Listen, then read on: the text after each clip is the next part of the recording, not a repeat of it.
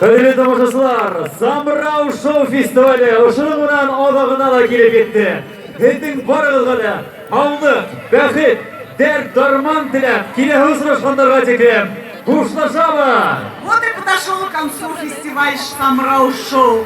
Дорогие друзья, мы хотим поздравить еще раз вас с Днем молодежи и пожелать здоровья, благополучия, процветания и удачи во всех начинаниях.